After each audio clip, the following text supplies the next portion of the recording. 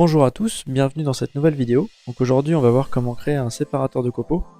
Donc l'objectif ici ça va être de séparer les copeaux comme son nom l'indique, pour éviter de remplir trop vite vos sacs d'aspiration et d'avoir les copeaux dans un réservoir en dur.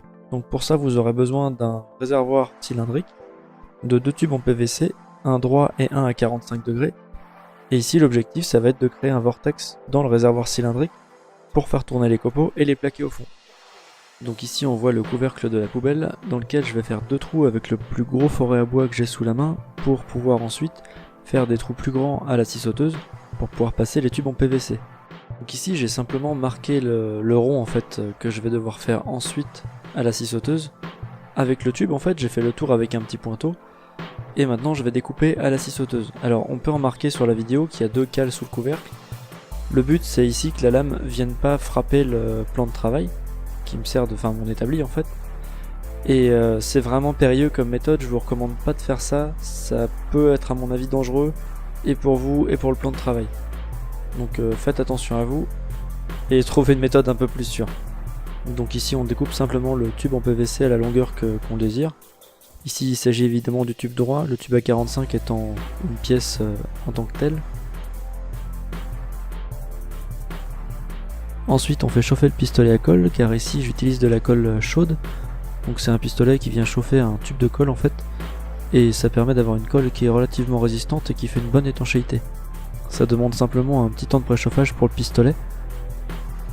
Voilà, et donc une fois que le pistolet à colle est chaud, on va pouvoir mettre de la colle un peu partout, tout autour des tubes pour faire une bonne étanchéité. C'est important de vraiment bien en mettre partout parce que si l'étanchéité n'est pas parfaite, la dépression sera moins bonne. Déjà qu'on est sur une poubelle en PVC avec un couvercle dessus, l'étanchéité entre le couvercle et le récipient seront donc pas parfaits. Si en plus on a des imperfections au niveau des tuyaux, la dépression derrière sera moins bonne et donc ça va moins bien aspirer. Et le but ici c'est de perdre le moins possible d'aspiration. Donc voilà, pareil pour les tests. Donc là c'est un test en extérieur. Donc là je remets le couvercle sur la poubelle. Je m'assure que ce soit bien fermé. Alors c'est un système pas super pratique parce que l'aspirateur n'est pas relié directement à la cuve. Faudra que je trouve quelque chose. Donc là on voit que ça aspire toujours bien.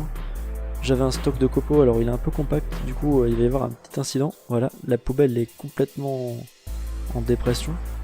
Donc on voit que l'aspiration est quand même bien forte avec mon vieil aspirateur d'atelier. Et que du coup, pareil, l'aspiration se fait bien, que la dépression est bonne. Parce que sinon ça déformerait pas la poubelle à ce point.